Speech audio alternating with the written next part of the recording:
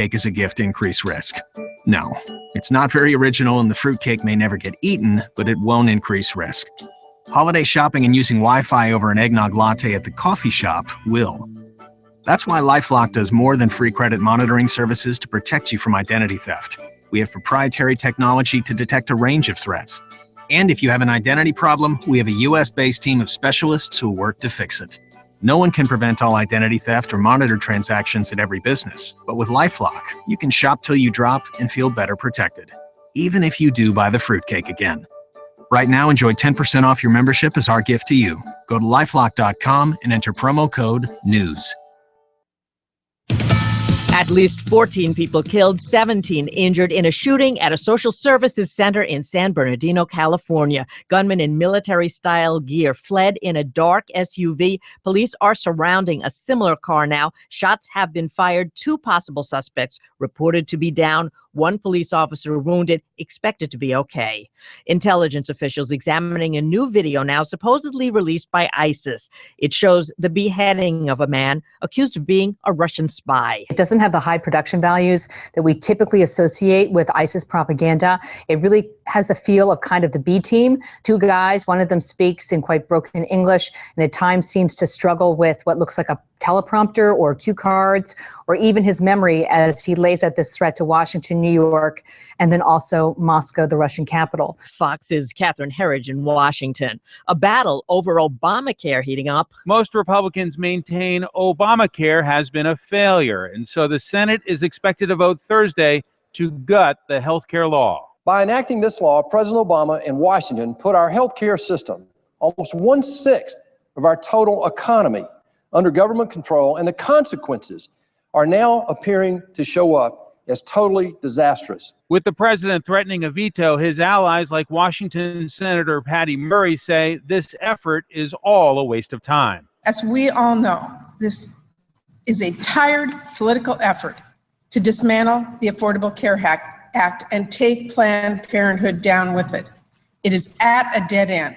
On Capitol Hill, Mike Emanuel, Fox News. Record shopping on Cyber Monday. More than $3 billion spent online, making it the biggest internet shopping day ever. Americans also feeling generous this holiday season. Donations on Giving Tuesday way up. I'm Kathleen Maloney, Fox News Radio.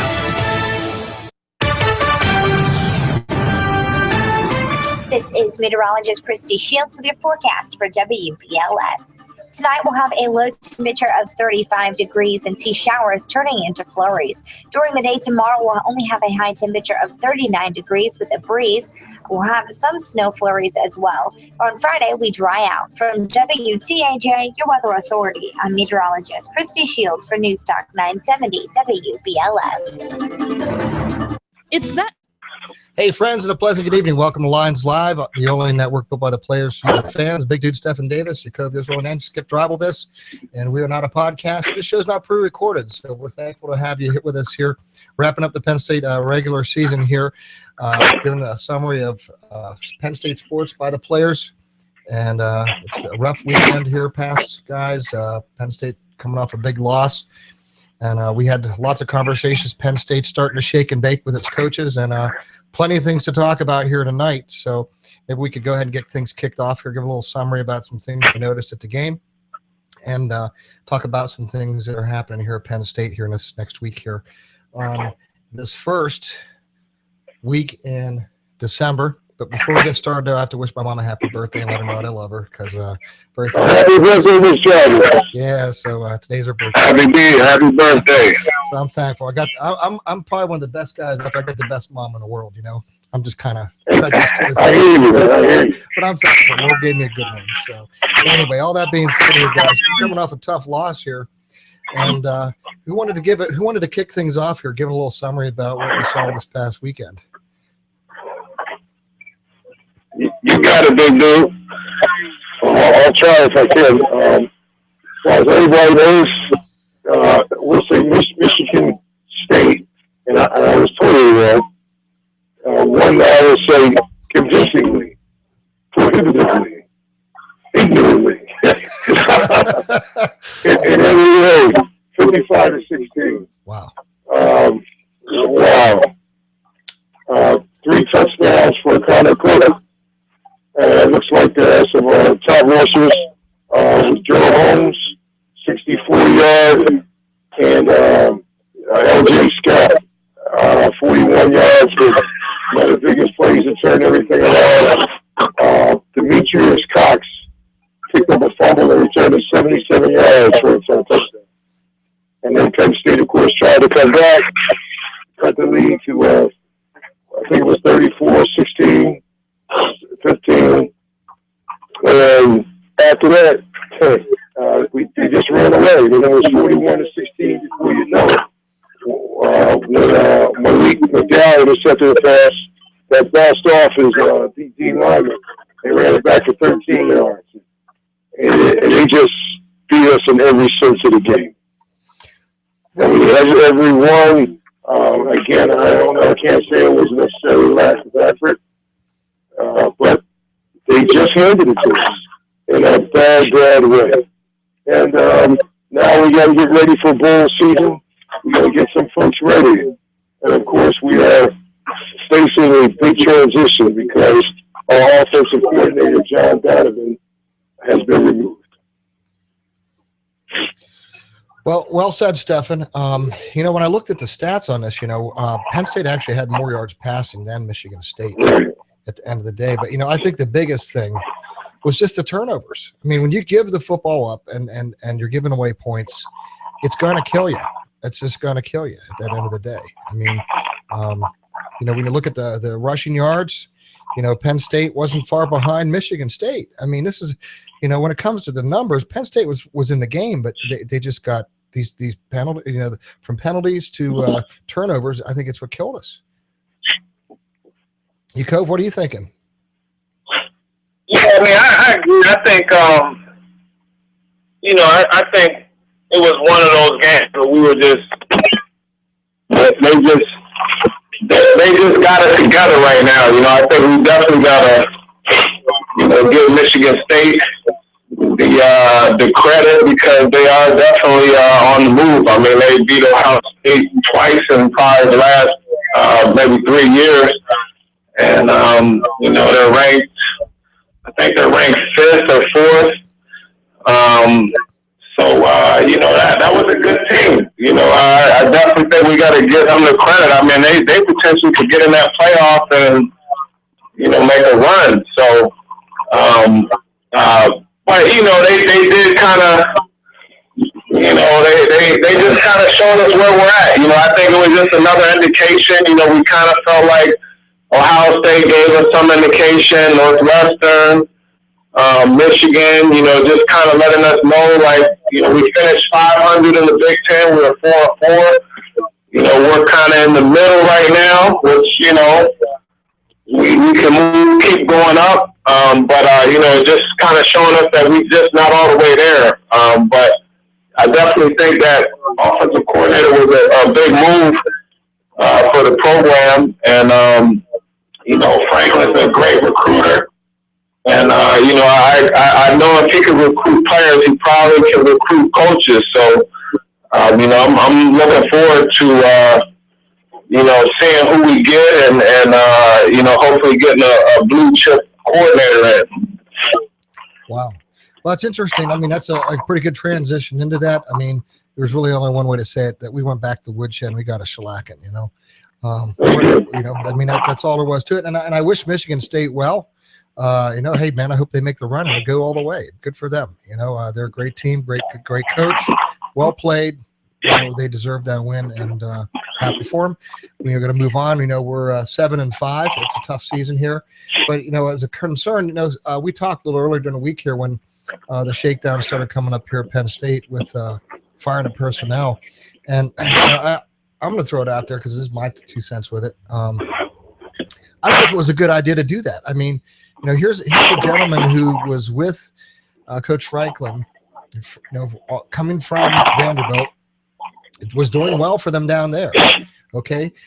They come in here, they inherit the problems of Penn State. All right. They have not had a recruiting class graduate yet. I think before you rush to want to try to deal with some problems, you don't do it that way, because I think you got to, it's just not what we're used to here. It's just not the culture here at Penn State to see coaches come and go like this. And I just wonder whether it was the right move to make. I don't know what it does to the rest of the coaching staff, but when you start, sending people packing, it does, it can be read by people in a lot of different ways. It could say, well, you didn't know what you were doing when you first hired the guy. Is this just a reaction you're going to have if Penn State defense looks bad and loses in the bowl game and gets killed again? Are you gonna fire the defensive coordinator? I mean, what makes you think it's the offense issue? I mean, Penn State gave it 58 points last game. I mean, where are you going to go with it? Because anybody can make an excuse to get rid of anybody at any given time. All right, and I'm just wondering whether it was a wise move to make. I can't say it's done. What's done is done, and I truly wish him nothing but the best coming out of Penn State here. But I just wonder whether it was the right move to make. I think people need to learn how to be patient and work with your new coach, work with your staff, let them get some recruiting classes in here, let them play under a system. You have a quarterback who was not recruited by him. You can tell he's not a fit for the offense that Penn State's playing. There's a lot of things that indicate why the offense could struggle. And I just don't know if the coordinator is the issue. That's just my point. Yeah. Well, go ahead. Somebody you want to say something? Yeah, I mean, I think that's a great point, Skip. I mean, I think it's, you're thinking about Hackenberg. Obviously the man is basically carrying us. He's been our go-to guy as far as quarterback. We haven't really looked in the other direction. And, you think about now, him having to go through another offensive change, this is probably at least the third offense in Hackenberg's career, with this new coach coming in. And then, you kind of wonder, you say, well, what kind of offense is this coach going to present? And is it going to fit with Hackenberg? Obviously, he's only got 1 year, so I guess you can't really fully put all your marbles into a coordinator that can suit him. But, it is a tough situation. We did have 3 offensive players make the All-Big Ten team. So I think that says a lot. I'm with you, Skip. I think it's a tough call because, maybe the style just didn't fit the type of personnel we had. And maybe, like you said, maybe we need to get the personnel in here to fit the style, and maybe that was the issue. But who knows? Maybe Coach Franklin was just felt like, that was, obviously he sees it in a different way. He's dealing with the internal things and, maybe those other things, along with that, maybe, I don't know. But I think it's,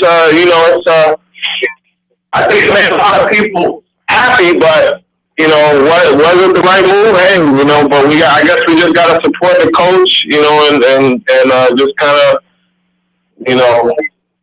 support him. So we have to stand behind Coach Franklin, and we will. But I'm just wondering, is this the athletic director? Is this just reaction to fans? I mean, is it? It seems so reactionary. I mean, yeah, Penn State got we got a shellacking by Michigan State, but you know what? They're a good team. They're probably going to be playing for the national championship. So or could be. So I mean, what do you expect? We still haven't recovered from the damages done by the NCAA here at Penn State. So. Was it fair? I don't know, man. It's just not something we're used to here at Penn State, seeing coaches come and go, and you have to be worried and be concerned. Am I next? Do I got to keep my resume hot and active out there as an assistant coach on a team? Because at any given time, if somebody gets something the wrong way and thinks I'm the cause of it, am I gone? I don't know if it's the right message to send right now because, again, I think until you have your first recruiting class graduate under you as a head coach and under your team of coaches, you really can't begin to get a feel for where you're at. I mean, we have Hackenberg come in here. He sets the world on fire because we have Coach O'Brien in here running a pro football type of offense, and he does great. Coaches change, new offense. it's not a match. You can just, it's like you're trying to put a round peg in a square hole. I mean, it's not fitting, and I feel for Hackenberg because here's a kid now. Does he go to the NFL? You're right. Here he is, third offense coordinator he's going to deal with. What type of offense is he going to run? I mean, here's a kid who's really gone through the gauntlet, so to say, and the crucible of not being sure of where things are at. So it's a tough scenario, and I wouldn't wish it upon anybody, whether it be a player on the team or Hackenberg or even Coach Franklin. I just, it's a tough call, and people just need to be patient, give the man an opportunity, and stop, expecting demands. We're not the SEC. Okay, Penn State's not that type of a football coach culture. At least I hope it doesn't ever become it. I'm sorry, Skip. I'm having trouble here. I just simply said Penn State doesn't become the type of football coach culture like we see from these schools in the SEC, where it's all about wins and it's not about what Penn State's known for, producing people of good character and building people's lives, making them leaders in communities, and the tradition we have here. It's always been a little bit more than just football at Penn State, but it seems like that's what it's all about now. Well, I mean, the one thing I can say is, I think if people at Penn State expect both. I mean, when we won the championship, and they were expecting a lot. And they people mentioned character, and I think because of the way the program was structured historically and all, it was very apparent when a lot of us played. And I would say it's very apparent now. But I guess I'm wondering, like you, are we going to be like everyone else? And I think when Joe got fired, that whole thing began. When they brought Dave Joyner in, it was different. They brought a new president in. Remember, they made sure that people were in there that really didn't have too many connections, although Dave Joyner did play for Penn State and played under Joe. Right. You had a president after that, and you had folks after that just were not connected. Right. And come from other places. So when we start to look at what major college football has become, look at all the people that have been let go during the season. Right. Or look at all the people that felt like they had to get let go. I mean, look at Steve Spurrier in South Carolina. That's a good program down there. And then Steve Spurrier said, "Hey, I'm resigning to save everybody some problems." And he didn't say anything about the character of the players. Right. He talked about his record. So you wouldn't make it through the season to think about how your young men are going to be affected. Well, that's a problem. And then you got the guy down in Georgia. He's got a good record. Rick, right? Right. Here he is with a good record. They're always competing for something, and they're the top around. And then they basically tell him that that's it.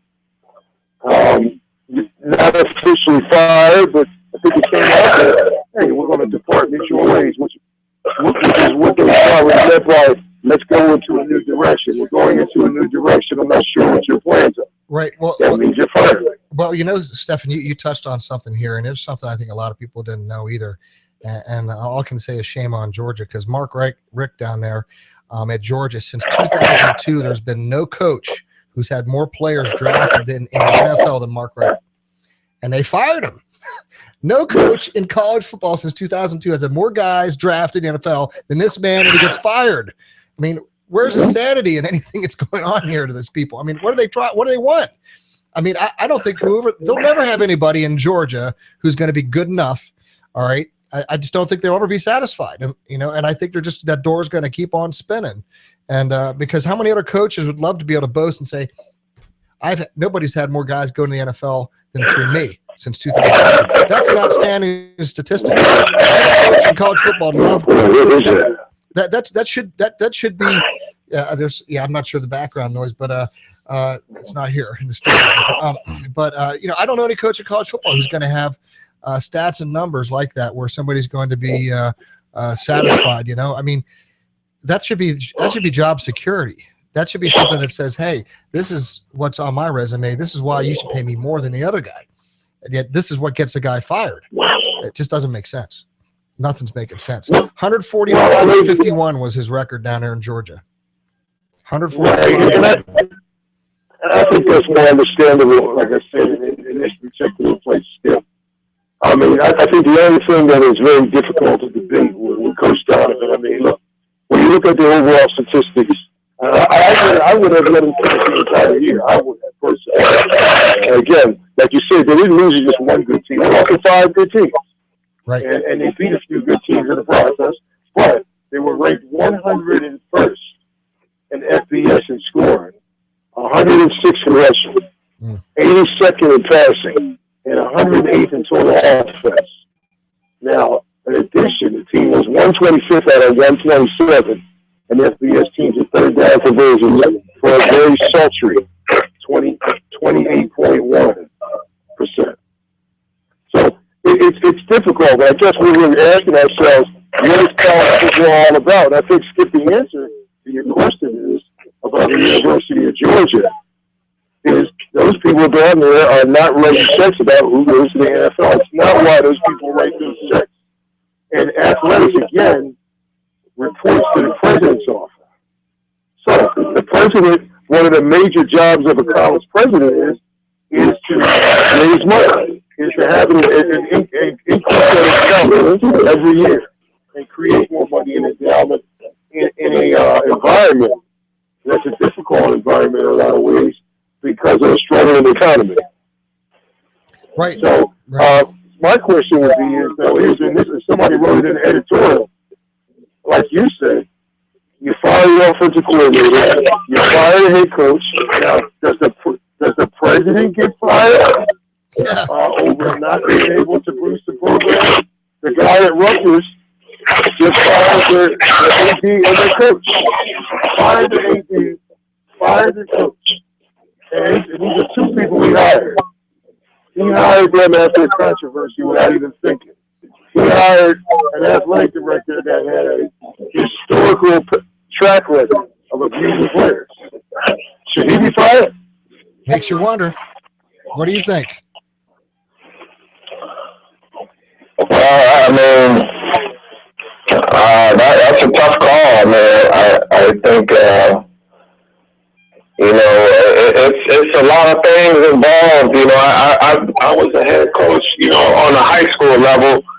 And, I've been working with coaches and administration. And, a lot of things happen that is based on an emotion. Like if somebody has enough power or enough, saying what you're doing, they can manipulate, and so it's kind of hard to tell. It seems like it's a political thing, and that could have been potentially what happened at Penn State. It could have been partially a political call. Where maybe it is what it is, but maybe he's getting pressure from different angles, and it's hard to say. I mean, it's really hard to say. It's not really I would say like a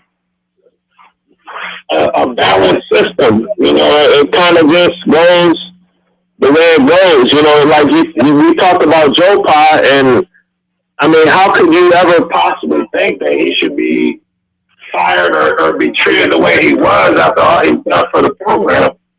But I mean, if they can do that to him, then and he's potentially the greatest coach. They could easily do that to somebody else. So yeah. I think it's a tough call. Yeah, I think you're right. I think you're right, Yaacov. Everything today is so reactionary. Everybody wants to react, and it's everything is more emphasis put upon the reaction. It is of sitting back and logically putting things together and making a rational, well thought out decision. And I just, hope that wasn't the case up here. It makes me wonder, because it seems like it was very reactionary to a tough loss. Well, I'll tell you what, if the president continues to closely supervise the athletic director and calls all the marbles. How could it not be reactionary? Again, remember, Skip, endowment, president's top job. If you look at the president's job descriptions, the top thing everybody will say to bring in quality students and that. No. The top thing we'll talk about fundraising. Fundraising. All about the money. That's what dictates everything. So it's not even just about college football. It's really about fundraising, their own endowment. Penn State has their own for athletics, which is a whole other section of it. So if the president continues to closely supervise athletics, as you see the same thing in USC now, it wasn't reactionary. I mean, to me, Pat Hayden should have been fired also, besides Steve Sarkisian. You know, they knew Steve Sarkisian had problems, issues, things came up, and they gave him a second chance, and then such stuff happens, but he gets to keep his job, and the other guy gets to keep his job. I think it depends on the type of president you have. Well, that's very true, and I think Penn State's had a pretty rich history here of late of having some, how could I say, nincompoops at best. I mean, and the trustees, I can't say are too much better. I mean, you know, of all the King's horsemen and all the King's men, whenever tragedy came this way, you think that with the public relations, you know, department you have here at a university where you teach it, would have something, would handle things a little bit better than the way they did. Sadly but surely, folks, you can see, and the history speaks for itself. That big answer is no. I mean, well, yeah. I mean, the board of trustees really, they have ultimate fiduciary responsibility in the college. Now, what they can't do is abuse that responsibility. That's it. And in that situation with Joe, and some situations that continue on, I mean, even though we have changes and we've been involved with some of the elections, people simply just don't have the confidence in the board. Right. Regardless of who they put in. Right. I mean, Adam Salfaro is on the board, and I'm sure that Adam is not involved with the day-to-day operations. You know, the president is, and they do it in terms of watching over the president and fiduciary. So everything comes up to the board of trustees. The president makes their recommendations. The president has day-to-day leadership, and directly the athletic director reports to the president. So if more things came, if things didn't work out well, everybody's saying, I guess that's my question to you in other schools, you know, how much more it happens. Or if they're making so much money, I mean, you think about it, Skip, they're making so much money through football programs, the president has to watch it. There has to be a senior level of accountability. So the question is what does that have to do with all this ethics and things that you're talking about what college football is supposed to be about? I think that's where it got lost with that type of oversight that is questionable in a lot of places. Well said, Stephen. Right on the net. You hit the nail on the head, buddy. You're right there where it's at. You're right there where it's at. Yeah. I wanted to make a just kind of on a lighter note with the All Big Ten. I don't want to take away from anything, but I just wanted to throw this in there real quick. Congratulations to Nasib. He made Carl Nasib was Defensive Player of the Year for the Big Ten, and he joined 6 Nittany Lions since 1998, and 3 of them I happen to play with. So I gotta kind of throw this out there. 1998 was LeVar Arrington. 99 was Courtney Brown. And 2002 was Michael Haynes. And we had him on the show earlier in the season. 2009 was Jared Odrick. And 2011 was Devin Still. So, big congrats to Carl Nassib. He actually leads the college football league in sacks and also in forced fumbles. And he's second in college football and tackles for loss. And he only played 6 snaps in the last 2 games because of injury. And he was a walk-on.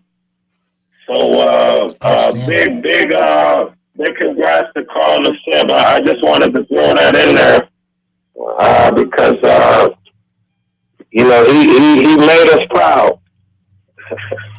Absolutely. Outstanding. That's outstanding. Yeah. And again, it still makes you, here we got guys winning awards, doing all types of great things, and people going away. I don't know. I hate to get back to, but I think about Les Miles. The boosters wanted to. What's that? One more thing before we go back. Okay. The bowl will be announced December the 6th. Yeah. Sunday.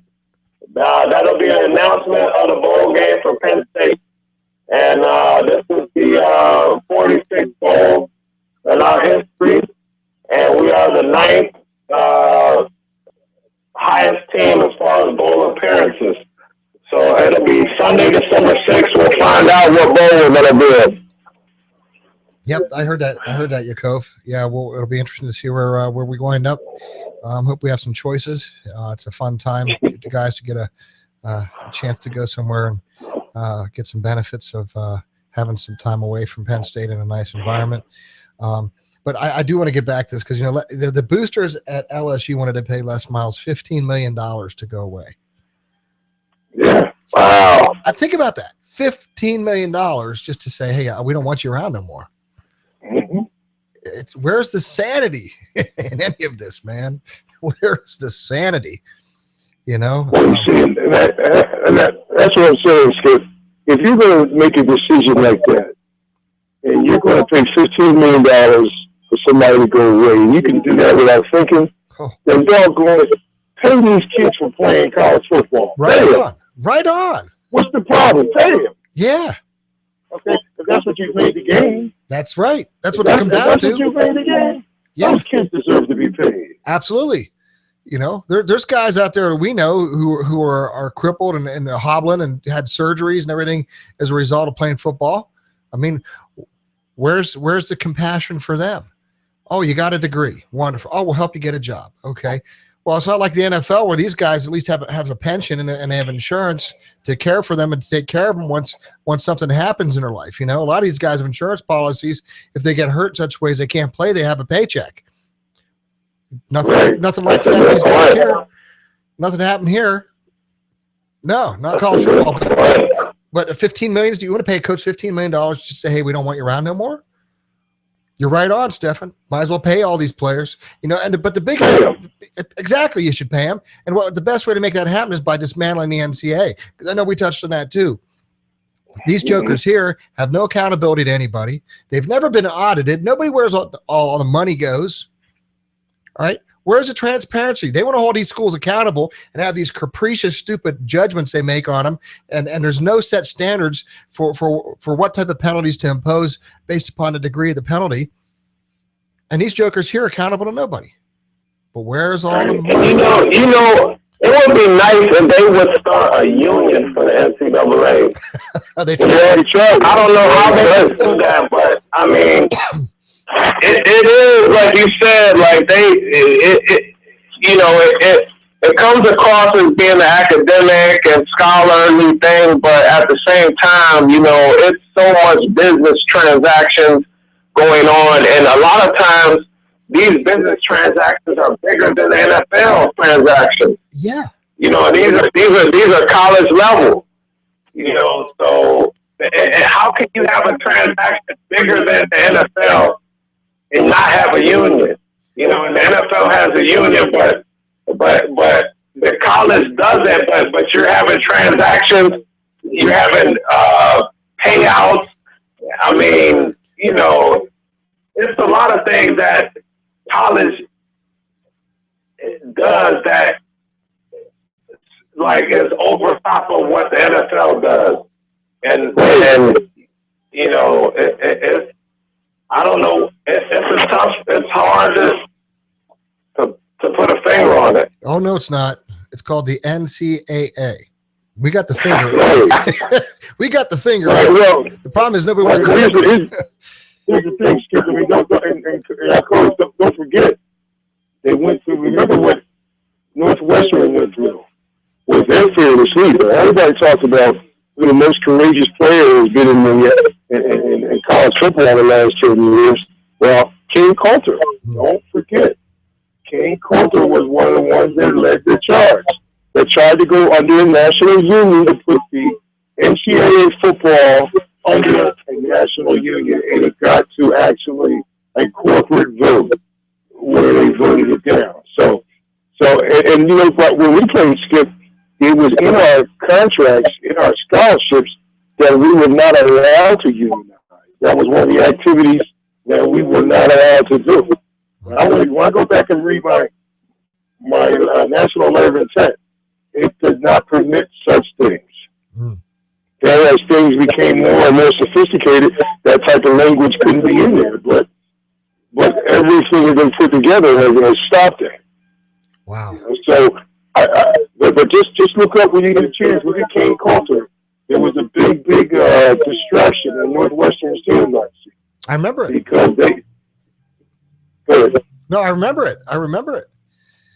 Right. Yeah, you're absolutely right. Yeah. Great point, Yaacov. And I agree. Something should be done. But, you know, it's funny how the NCAA tries to prop up academics when it's convenient, when it really is all about the money. They'll prop up the academic. Oh, no, really, it's supposed to be about that. Like it's about kids getting education and stuff like that. And they hold that up there and try to prop that up as a ruse, because look at the money, the bowl money, the TV money. It's coming from the ticket money. Penn State alone on any given weekend's pulling in a couple million. Come on. Yeah. I mean, come on. Where's it going to go? Right, but I mean, take a look at those, Skip. If you look at all these awards for the Big Ten, they're all named after people. Now, they're named after people because people write checks. Right. I mean, the award, where's the award that NASA won? He won the Bronco Nagurski, and I guess that'll be Rod Woodson, Defensive Player of the Year. When did they start using names for those awards? And Nagurski's dead. Woodson is alive. And you got an award already named after Thompson, who was a strong running back, Darrell Thompson from Minnesota. And then Antoine Randall L., the freshman of the year. Wait a minute. Everything has a price. And I think it's college sports altogether. Right. That's the thing that's going around. Right. Well, and it's not football because, you know, hoops is up next. You know, you got basketball. It's going to be this. It's going to be going the same direction. Right. You know, it's all there. So, you know, at some point, when are people going to call it for what it really is? And I don't have a problem playing any of the student athletes who come here, bring money into the school, because the school wouldn't be here and they wouldn't have the facilities and things everybody else does if it wasn't for them producing what they do on the fields and on the courts.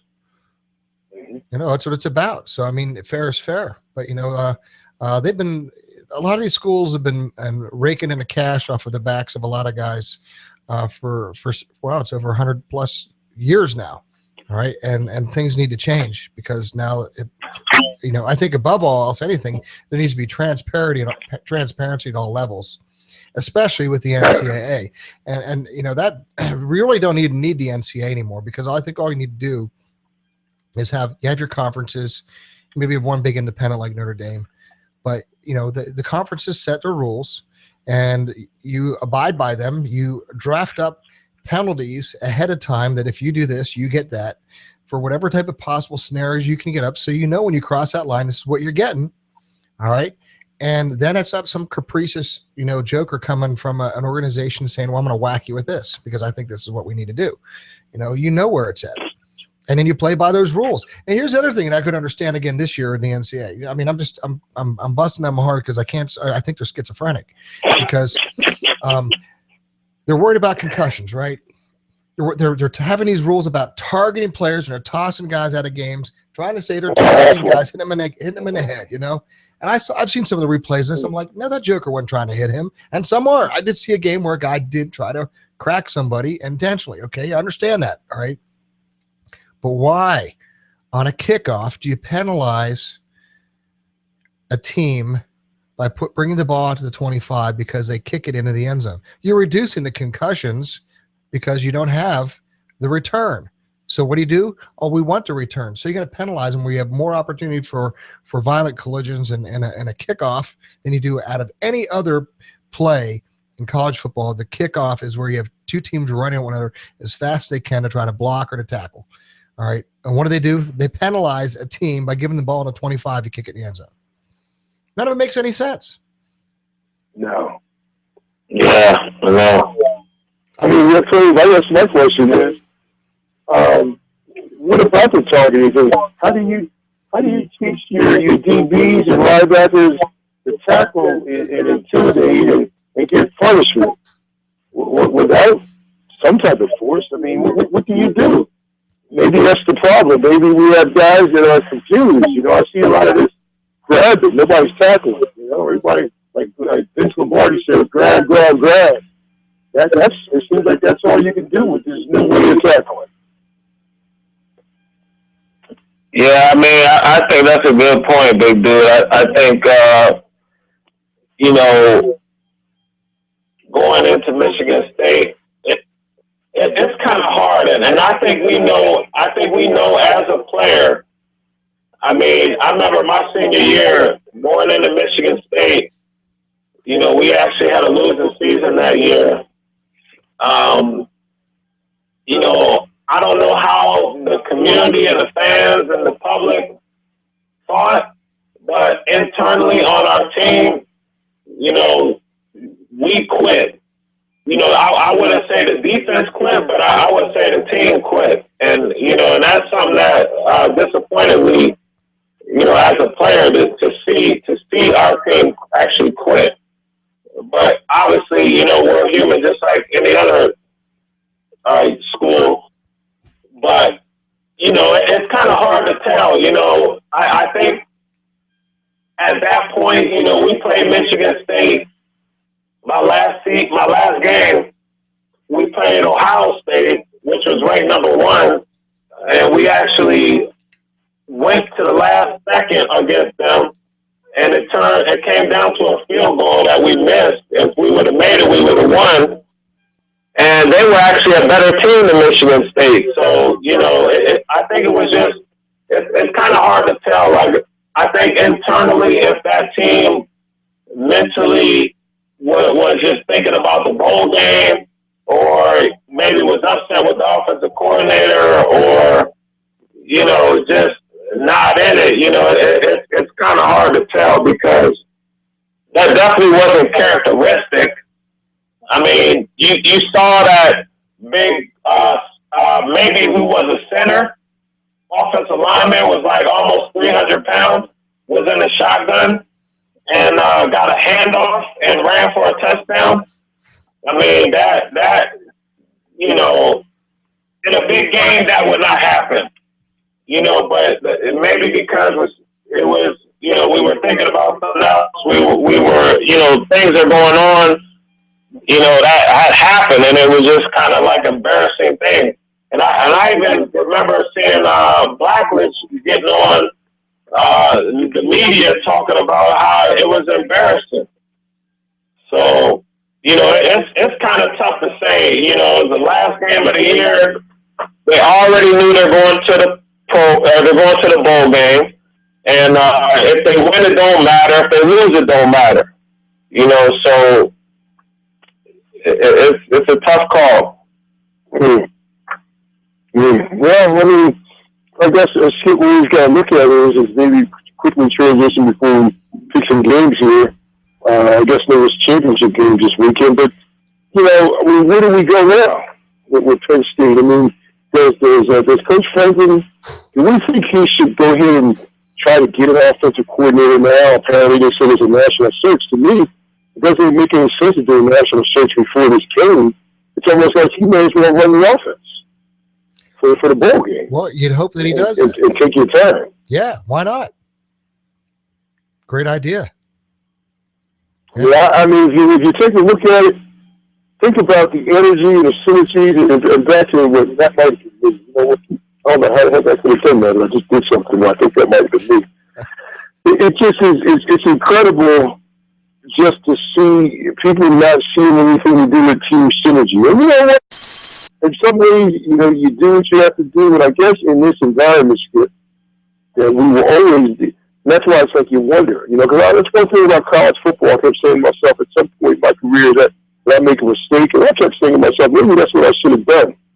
But this type of environment it's become, you know, and to know that you're with somebody for 5 years, and, you know, many people on Facebook said, hey, necessary, it was necessary, but nobody's still not saying why it was necessary because they're still not talking about anything long term. And you know, everybody's got to realize, I mean, in the NFL, if something happens, the players can look at you dead in the camera and say, and Yaacov, I'm sure you've been told this. It's a business. This is the way it goes. Now, this is what we're telling these young people. It's a business. Now, that's what everybody else calls it. Are we calling it that? You know, it's our responsibility as lettermen talking about the direction of programs and where we're going to go. You know, we're bowl eligible again. Like I said, we're 7-5. You know, hey, when he relieves him, he's, you know, Coach Franklin's pretty good. Nothing but the best for him, you know. Not wishing his family, that's very nice, but Dad, man, dude, he's got tomahawk, man. He's out of there. Right. Well, you know, but I guess if these people in the NCAA can look at it in the face, I think I'd have more respect for them saying, this is business. You ought to understand that. You know, a lot of people think that James' model is no longer good. You know, you can't have a model like that. You know, you can't have a model. I completely disagree with that. I think you can have a program that is about doing the right thing all the time, and not just some of the time, or not when it's convenient, and it's not always about the money. I mean, yes, you need to have money to make a program work, but I don't think it's a matter of the program's not having enough money to work anymore. You got the money to work and stay in business. It's the excess and all these other things that I think we have problems with. You know, I don't know where it's going to go, Stefan. It's a great question, and I just wonder. I think it'll probably end up being an act of Congress or a president or somebody's going to try to, you know, that this is going to come to. I'm sure it'll wind up in the courts sooner or later. Right. Well, I guess that's the funny part about it is, I mean, when we start looking at what the country's priorities are, irrespective of what we believe, with this circus of a presidential campaign, none of these issues have ever come up. Right. So when we start talking about prioritizing this, are we saying it's not an issue? But then people are responding to the needs of college football and they're protecting the interest of it and the interest of it as a business. And it's too much money involved not to pay attention to how much it really is and what's really happening to these young men and young women in college collegiate sports. It's a shame. It is. Absolutely. Yeah. Yeah, I know we kind of run thin on time, but I wanted to see what you guys thought. I wanted to read to you some of the top offensive coordinator possibilities and just hear your thoughts on that with the transition. You did that. You did transition. Yeah, so let me just read off a couple names. They got a couple names that they said potentially could be Penn State offensive coordinators. There's a guy, Frank Cignetti, from the St. Louis Rams, offensive coordinator, coach with Jim Haslett, that's at Penn State now, back in the early 2000s. He has ties in the PSAC and IUP. NFL offensive coordinator. There's a guy, Ron Price, the current Detroit Lions coach. He actually hired Franklin to be his offensive coordinator at Kansas State when he was a head coach in 2006. So that's a possibility. There's a guy, Brian Scott. He's Old Dominion's offensive coordinator. Held a satellite camp with Penn State at Old Dominion last summer. They're kind of throwing his name in the hat as well. There's a guy, G.A. Mangus from South Carolina, quarterback coach. Landed top passer, Brandon McElwain, in the recruiting class of 2016. Mike Urich is another candidate from Oklahoma State. Has PSAC roots. Played at California, coached at Edinburgh and Shippensburg and PSAC. Oklahoma State offensive coordinator. Jim Haslett has actually been thrown in the mix. He's currently on the Penn State staff. Obviously coached NFL. Bill Lazor is a Scranton native. He's been let go by the Miami Dolphins earlier this week. Sean Lewis, Bowling Green offensive coordinator. Has a good reputation with the MAC conference in Bowling Green. They're saying he potentially could be a head coach. Charlie Taffy, he is with University of Central Florida. They say it's a long shot with him. But was there any thoughts? Like, do you think it's an NFL thing, college thing, or any further thoughts on that? Well, Skip, I mean, I would say, well, first of all, what was the movie called? Was it Distinguished Gentleman, or whatever the movie was called? And I'm not trying to be funny yet, but you mentioned some people that were pretty distinguished in that group. My answer is none of the above. Okay? none of the above. We've got some good Penn State people that have coached for a while. We need a Penn State man back there. I'm tired of bringing in these NFL guys. I'm tired of all the people that think what's going on. I'm tired. I'm not impressed by it. And you know what? Now that we think about it, when Jim Haslett has been hired as a consultant, it's not that he didn't need him. Now, if I'm an offensive coordinator, I can't sit in my chair and I know Jim Haslett, who used to be with the Saints, and he's going to be around all season. He's a consultant. We just knocked out a couple of brews with different people around me. We got to get a Penn State guy, man. We got people like Stan Clayton and folks like that have been sitting around waiting for it. 51 years old, been at Princeton, is at Lehigh, has all the whole idea of academic excellence is, has also been a grad assistant at Penn State. And you know what? You might as well, and the thing is, if you want to win now, it's understandable. I like the people with the PSAC connections. And that's nice, but are people going to be able to, because everybody has got to know what the pressure is. Even people coming up from the NFL have no idea what the pressure is in state college. They have no idea. Okay? So, my answer is, in the interest of time, none of the above. I want a Penn State guy back in there. Stan played in the NFL a couple of years, did his thing, and Stan's, the run game coordinator. And we need to bring back some of that toughness back to the O-line, because it's only bring that toughness back to the O-line. That's what we're missing. We got to start going out there and smacking people. All right? Yeah, all right. We haven't been doing it. So none of the above. What do you think, Skip? Hey, man, I say amen to that. All right. Hey, I love Stanley Clayton, man, and he's a great guy. He'd be perfect. I'd love to see Stanley come back here. It'd be great to see him again, too. So the Penn State blood is where it's at. Yeah. Why not? Hey, it's part of the family. So no Chip Kelly. No Chip Kelly blood. Yeah, Chip Kelly. I'm a heartbroken Eagles fan. Please don't. You know what? I'm a heartbroken Eagles. We're down to like a couple minutes left, guys. Here. And we only got like 5 games to call, right? Or do you want to call more than that? Well, we got a bunch here, but I'll breeze through them, and you just give it quick here because we got some long list of games yet, and just say win loss. Yeah, say who. Friday, Bowling Green, Northwestern. Northwestern. Same here. Saturday, Southern Mississippi, Western Kentucky. Toss up. I'll take Southern Mississippi. Okay. Yeah, I'll go with Southern Miss.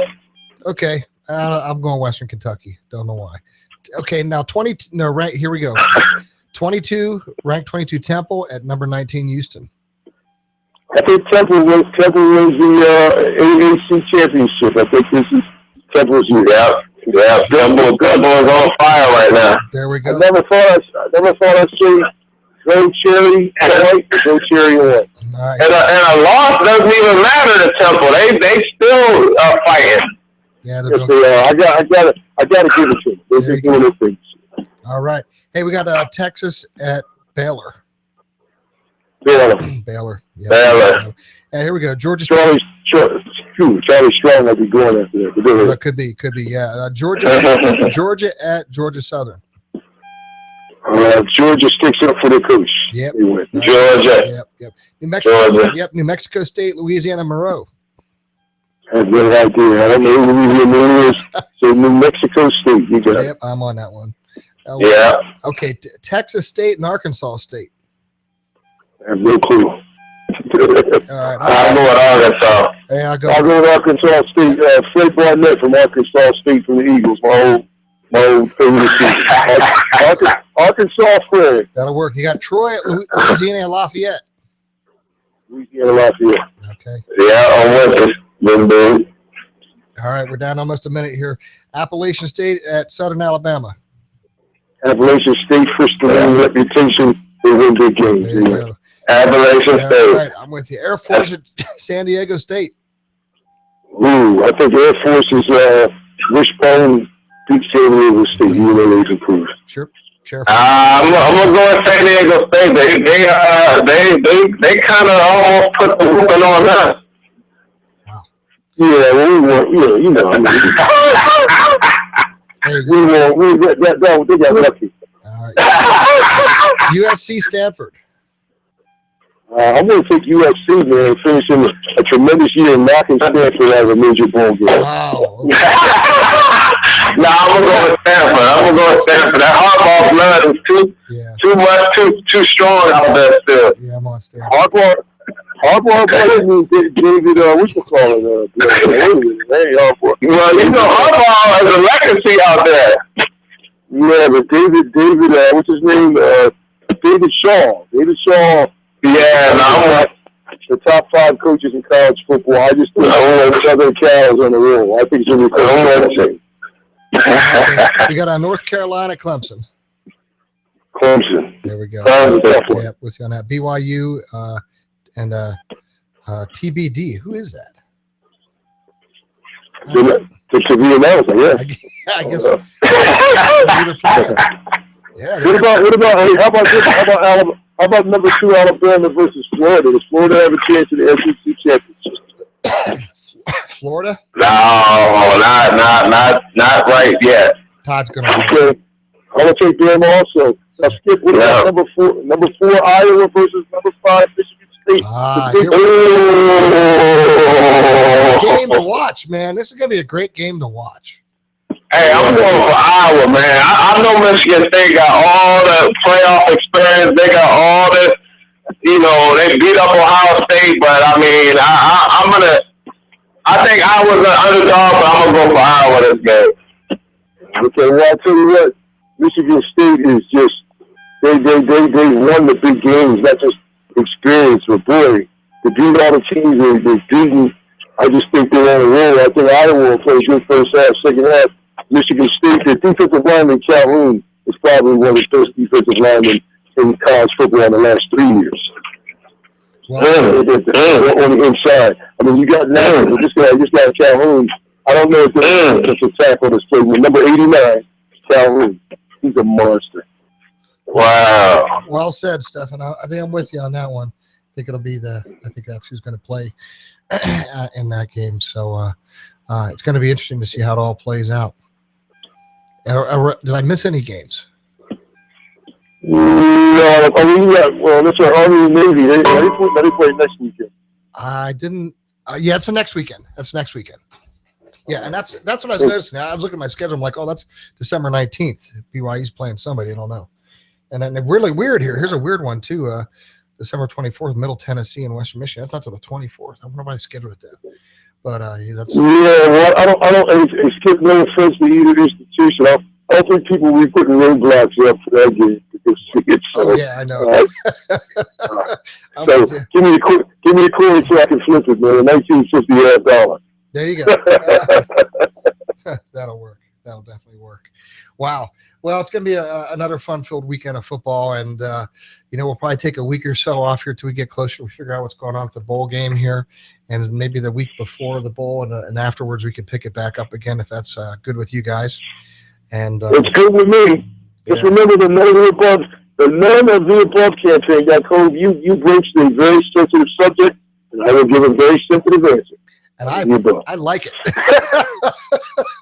I think it's one of the best answers ever given for that one. Yeah, and I'm sure that other people. I think what you're going to get is really, I think a head coach that doesn't make it on another squad will be the offensive coordinator and probably the associate head coach is what he's going to need somebody to also be a very strong associate coach. I think you're right. And it'll be interesting to see how it shakes out. I can't say I was pleased with what's going on, but hey, it is what it is, and we got to move on. So we'll take it from there. So I think we lost Yaacov on the line.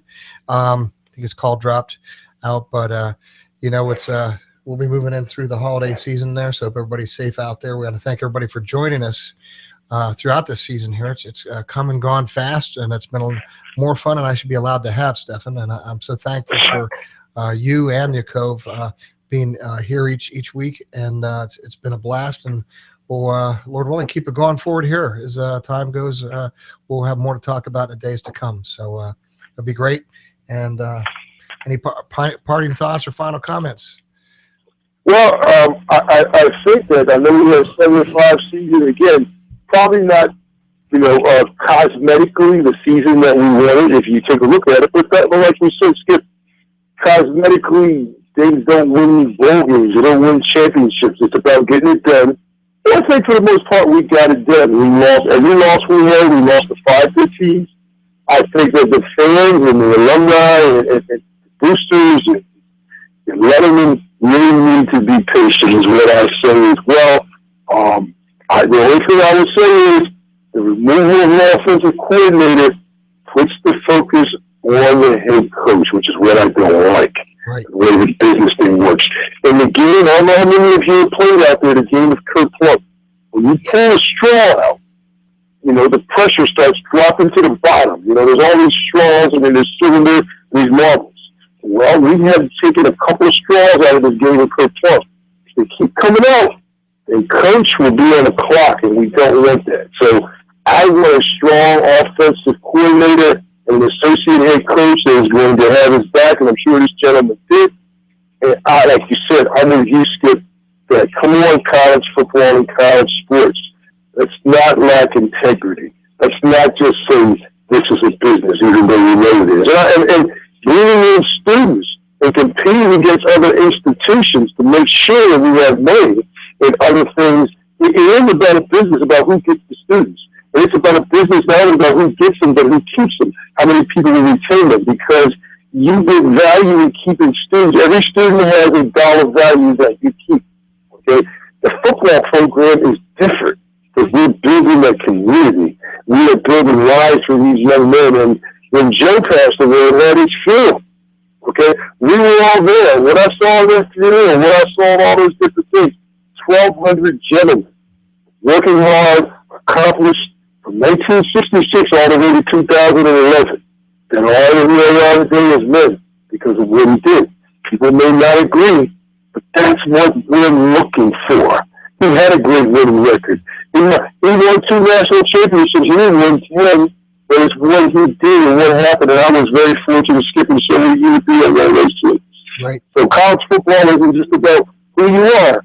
With my party words, it's about who you will become. And that's my party word. Amen, brother. Well said. Well said. So, again, much thanks to everybody out there for joining us. On behalf of Yaacov, Yisrael, Big Dude, Stephen Davis, my name's Skip Dreibelbis. Look forward to catching you here. Stay tuned to our website, lionslive.com, and we'll be back again here as soon as possible. In the meantime, and travel safe and enjoy the holidays. Lord bless. Have a good night. Bye-bye. To astound, I come to work, I swear to you, I come to work and I say, I don't want to have another bash Barack Obama day. But you got to hear this. We're going to get into the Chicago police superintendent being fired by Rahm Emanuel. And I have to admit, I've had a bit of a disconnect on the politics of Chicago and the decision not to release the video of 17-year-old Laquan McDonald being shot 16 times by a police officer. I have to admit that I have not spent a lot of time connecting the political dots. I should have, and I kind of let you down a little bit. We're going to get into all that in just a minute. But first, you got to hear this new take on American leadership. I spent a little bit of time yesterday talking about President Reagan and other great American presidents who led.